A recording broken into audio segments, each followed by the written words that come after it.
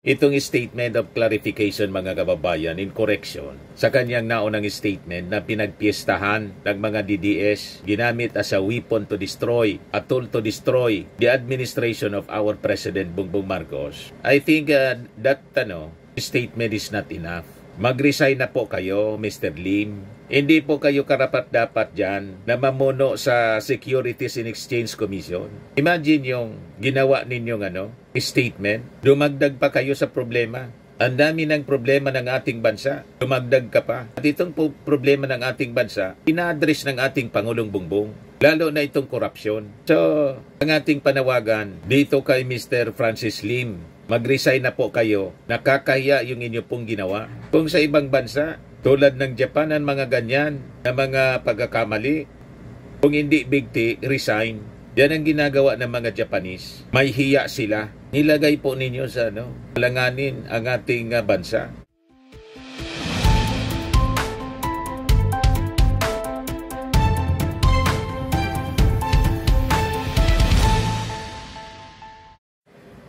Hello po mga kababayan, si Dante Maravillas. Dito ulit tayo sa ating podcast, Live with Dante M. Nagpakalat na naman po ng latest na fake news.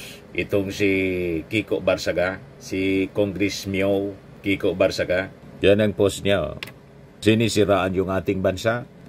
Our stock exchange currency and BPO industry is expecting a significant crash due to corruption in government and military instability. Thank you, President Marcos. Fake news man po yung sabi, pagbagsak ng ating stocks. Ayan sabi ng Palasyo Malacanang, itong 1.7 trillion na pagbagsak ng Philippine stock market, fake news.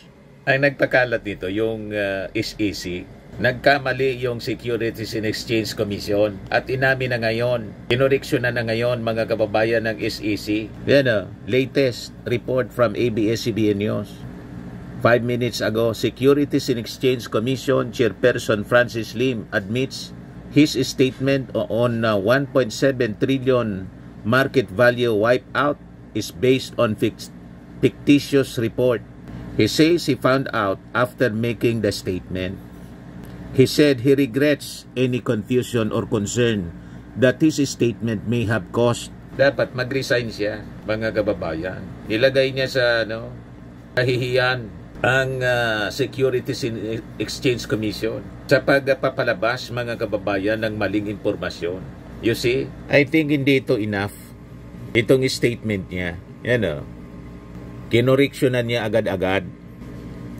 I wish to clarify a statement I made in my speech before the Phoenix on October 7, in which I cited a report claiming that recent corruption issues had wiped out about 1.7 trillion in market value of publicly listed companies. The information which had been circulating within business circles and cited by some media outlets was based on what I believe at the time to be a credible industry report. I have since learned that the report was fictitious. I deeply regret any confusion or concern that my statement may have caused. My sole intent was to underscore the vital importance of integrity in our markets and the devastating impact corruption can have on investor confidence.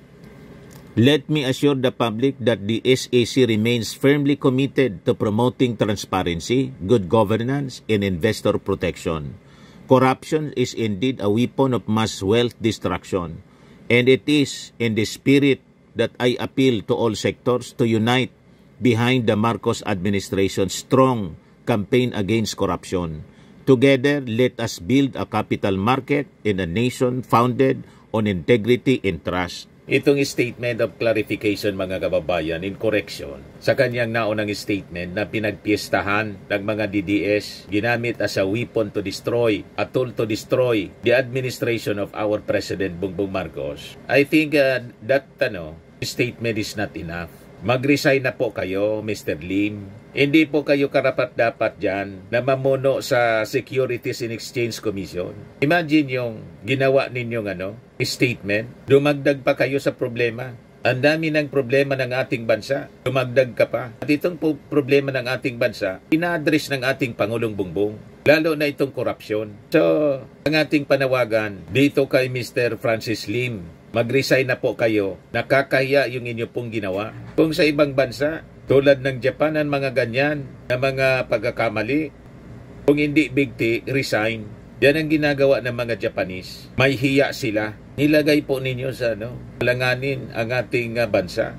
Kaya finact-check agad mga kababayan ng Palasyo Malacanang. Hindi ito totoo. Fake news po siya. Kaya agad itinuwid mga kababayan ni Secretary Frederick Go, Special Assistant to the President for Investment in Economic Affairs. At direkta niyang sinabing fake news po ito. Sabi ni Go na ang pinagkunan ng datos ni SEC Chairman Lim ay isang confirmed fake news. Sukmed post designed to catch attention and falsely sensationalize. Kinumpirma mismo ng source na inattribute sa post na hindi sa kanila nanggaling ang naturang impormasyon. Malamang mga kababayan, kagagawa naman po ng mga DDS po, ang intensyon siraan ang ating gobyerno po. Binanggit din ni Secretary Go ng isyong ito ay nauna nang na-debunk sa Bisbas column ng Inquirer noong September 5. Ayon sa nasabing artikulo, ang viral post ay incorrectly attributed to S&P Global Market Intelligence at ang kumpanya na mismo ang nagsabing gumagawa sila ng akbang para maipatanggal ang mga maling post. Para maging malinaw, naglabas si Secretary Go ng mga opisyal na datos na personal niyang kinumpirma sa Pangulo ng Philippine Stock Exchange at sa mga top stockbroker. Ayon sa kanya, bagamat may naitalang pagbaba sa merkado, ito ay malayong-malayo sa 12% na sinasabi sa fake news. So narito ang tunay na figures para sa period August 11 to 29. Ang pagbaba sa main PSE index 1.58 lamang percent. Ang pagbaba sa all shares index na sumasaklaw sa 282 kumpanya 1.5% lamang. Ang pinakamahalaga ang market cap kung saan kinuha ang 1.7 trillion figure ay bumaba lamang ng 1.4%. Nakita ninyo kung paano sinisiraan yung ating gobyerno? Ang gamit nila, mga kababayan, pagpakalat ng fake news. Para gatungan po ang mga tao na mag-people power. Yan ang post ni Kiko Barsaga ngayon pa lang. Oh. Our stock exchange, currency, and BPO industry is expecting a significant crash due to corruption in government and military instability. Thank you, President Marcos. #people power. Si Kiko Barsaga pa naman, mga kababayan, pinaniniwalaan ng mga DDS kasi nagagamit nila to destabilize the Marcos administration. Ang instability po, nangyayari po sa utak ninyo.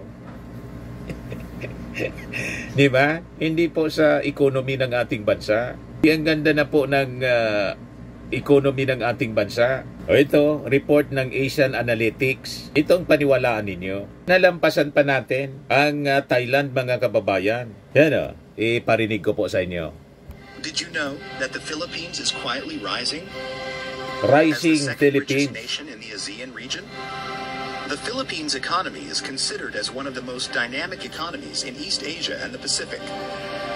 With strong domestic Asian Analytics po ito. buoyed by strong remittances abroad, young and growing educated workforce and policy endeavors have catapulted the Philippines onto a path of faster growth and emerging as a rising tiger in the region. Rising tiger po tayo. Although the Philippine economies grow at a modest pace from the 1980s to the 1990s, the economy has nonetheless seen significant growth in the last 2 decades. In 2024, Philippines' gross national income, or GNI, surpasses Thailand, making the country the second wealthiest nation. Second wealthiest nation tayo sa ASEAN countries. According to the latest economic data released by Nasurpas natin yung Thailand. with an accumulated accumulated wealth of $518.1 billion, the Philippines outranked its neighbors. Thailand, whose rank fall into the third spot, with gross national income amounting to $510.2 billion. Kita Followed by ninyo? Vietnam, with GNI amounting Talo to natin, Thailand, Vietnam. $403.5 billion. Singapore GNI amounting to Pati Singapore. $451.2 billion. Pangalawa and tayo Malaysia po. amounting to $414.9 billion. Indonesia remains in the region with the highest accumulated wealth amounting to $1 trillion and $300. Number 1 Indonesia, number 2 Pilipinas. Ayan para alam lang ninyo.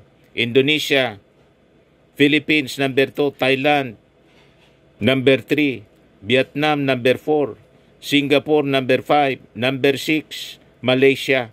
Based on gross national income. Saan galing itong report? Galing po siya sa ASEAN Analytics. ASEAN Analytics po. Huwag kayo nagpapaniwala po sa kanila. Maganda po yung ating economy. Talo natin yung Thailand, Vietnam, Singapore, Malaysia. Number 2 tayo. Ang tumalo lang sa atin po yung Indonesia. Kaya pati si Bicol Saro, Party List Representative Terry Ridon, challenge niya yung chief ng SAC sa sinasabi nitong 1.7 trillion market loss claim. Malabo po na yung confidence ng mga negosyante ay mawawala sa ating gobyerno kasi mismo yung ating Pangulo ang siyang nangunguna para sa investigasyon sa korupsyon and never pa to nangyari sa mga previous administration. Kaya nga po, ang latest ngayon, mga reklamo sa sumbong sa Pangulo website umabot na sa 19,000. 19,729 complaints ang natanggap ng sumbong sa Pangulo website as of 9 a.m. ngayong Huwebes, October 9, ayon kay Yusek Claire Castro. Ito yung ating Pangulo, mga kababayan. Talagang napakasinsiro na labanan ng korupsyon. Since I became president, sometimes I hear in the back of my mind, it's like my father and some of his other political allies, yung sa generation niya. Oh, mahirap ano. But you knew that. You knew it was mahirap. Mahirap ano.